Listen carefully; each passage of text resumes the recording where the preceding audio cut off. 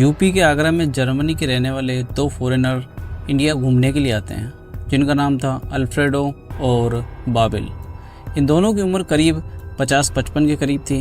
ये दोनों आगरा आते हैं और आगरा 5 स्टार होटल के अंदर एक रूम बुक कराते हैं। इसके बाद वो 2 दिन इंडिया घूमते हैं और शाम को बैठ करके ड्रिंक कर रहे होते हैं। वो ड्रिंक करते करते मैनेजर को फ़ोन करते हैं और कॉल गल की बात करते हैं।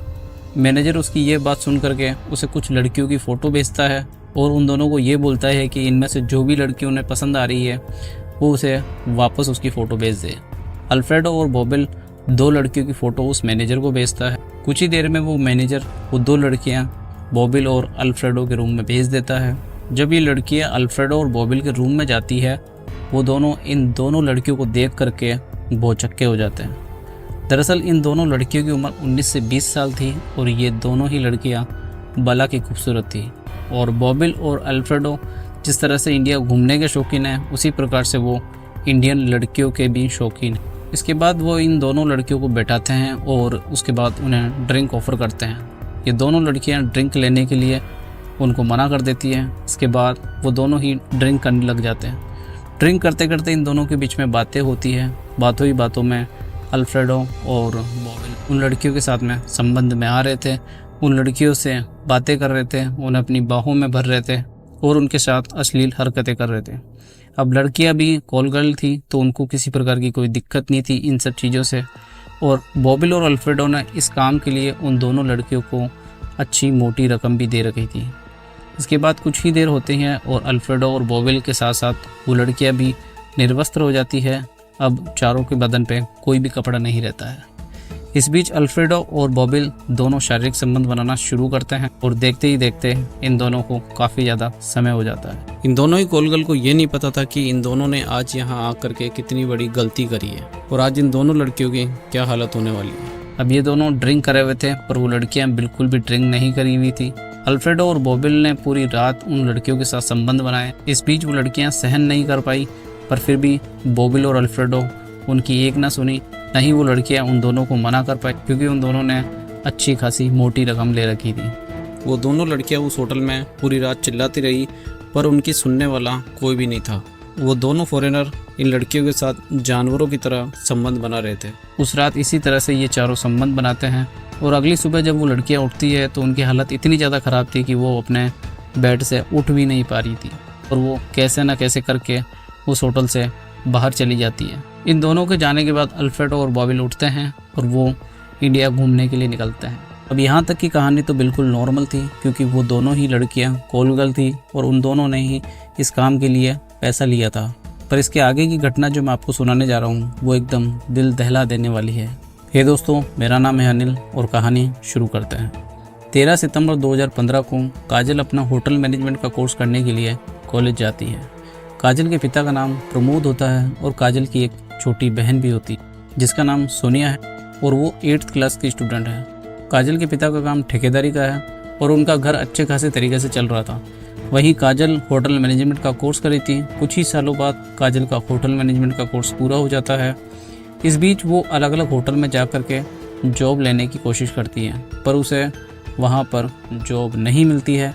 अगर उसे जॉब मिलती है तो उसके लेवल की नहीं मिलती। जिस प्रकार की उसको जॉब चाहिए थी उस प्रकार की जॉब उसे नहीं मिलती है। इसी बीच कुछ दिन और ढूंढने के बाद उसे यूपी के आगरा में एक होटल में वो अपना रिज्यूमे देने जाती है। कुछ ही दिनों बाद में उसे उस होटल में इंटरव्यू के लिए बुलाया जाता है। उसका उस होटल के अंदर इंटरव्यू होता है। इंटरव्यू में वो पास हो जाती है और उस होटल से उसको फिर से फ़ोन आता है ज्वाइन करने के लिए। ठीक 5 दिन बाद काजल उसी होटल में ज्वाइन करने के लिए जाती है। काजल बहुत ज़्यादा खुश थी क्योंकि ये बहुत अच्छा होटल था, दिखने में काफ़ी बड़ा होटल था। वहीं उसके घर वाले भी बहुत ज़्यादा खुश थे क्योंकि इस होटल के अंदर ही उसे रहने की व्यवस्था भी की गई थी। उसे एक रूम दिया गया था, खाने वाने की अच्छी व्यवस्था थी, इसलिए उसके घर वाले भी खुश थे। वहीं काजल भी बहुत ज़्यादा खुश थी क्योंकि उसे इसी प्रकार की जॉब चाहिए थी। उसे इस होटल के अंदर रिसेप्शन की जॉब मिलती है और इसी प्रकार से वो इस होटल में काम करती। काजल को उस होटल में काम करते हुए 2-3 साल से ज़्यादा हो गया था और काजल उस होटल में आराम से काम करने लग गई थी। तभी वो दिन आता है जब जर्मनी के 2 फॉरेनर उस आगरा घूमने के लिए आते हैं और उसी होटल में रूम बुक करते हैं जिस होटल में काजल रिसेप्शनिस्ट थी। वो 2 फॉरेनर उस होटल के अंदर रुकते हैं।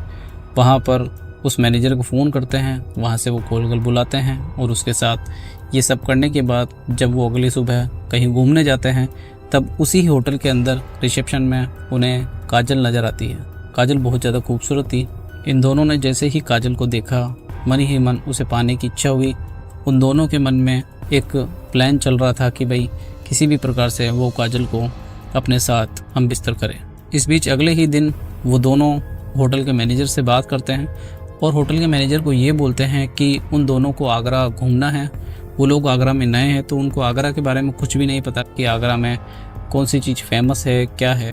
इसलिए वो चाहते हैं कि काजल उन दोनों को घुमाएं और वो दोनों ही अल्फ्रेडो और बॉबिल काजल को इस काम के लिए अच्छे खासे पैसे देने के लिए तैयार हो गए। इस बीच बॉबिल और अल्फ्रेडो के साथ काजल 2 दिन घूमती है और उन्हें आगरा में अलग अलग जगह घुमाती है।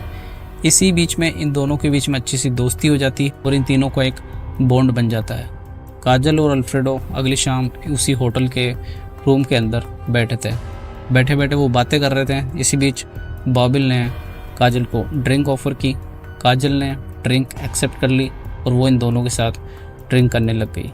काजल बॉबिल के साथ ड्रिंक कर रही होती है। ड्रिंक करते करते वो बहुत ज़्यादा नशे में हो जाती है और इसी बीच वो बॉबिल के साथ कुछ हरकतें करने लगती है। काजल बॉबिल के साथ ड्रिंक करते हुए कुछ हरकतें करने लगती है। इसी बीच बॉबिल भी जो चीज़ चाहता था काजल वही कर रही थी, तो बॉबिल को भी अच्छा लग रहा था। अल्फ्रेडो सामने बैठा बैठा ये सब चीज़ देख रहा था पर वो कुछ ऐसी हरकतें कर नहीं रहा था। इन दोनों की ये हरकतें चलती रहती है और कुछ ही देर बाद में काजल देखती है कि उसके शरीर से सारे कपड़े उतर चुके हैं। वहीं बॉबिल, उसके भी शरीर पे एक भी कपड़ा नहीं था। इसके बाद ये दोनों संबंध बनाना शुरू करते हैं। वहीं जो अल्फ्रेडो है वो भी इनके साथ हो जाता है और वो पूरी रात काजल के साथ संबंध बनाते हैं। इसके बाद वो दोनों मिलकर के काजल के साथ पूरी रात संबंध बनाते हैं। काजल इतनी ज़्यादा नशे में थी कि वो इन सब का विरोध करना चाहती थी पर वो इतनी ज़्यादा नशे में होने के कारण कुछ भी नहीं कर पा रही थी। अल्फ्रेडो और बॉबिल वो बिल्कुल भी नहीं रुके। वो पूरी रात काजल के साथ ऐसा ही करते रहे। इस बीच सुबह तक काजल की हालत बहुत ज़्यादा ख़राब हो जाती है।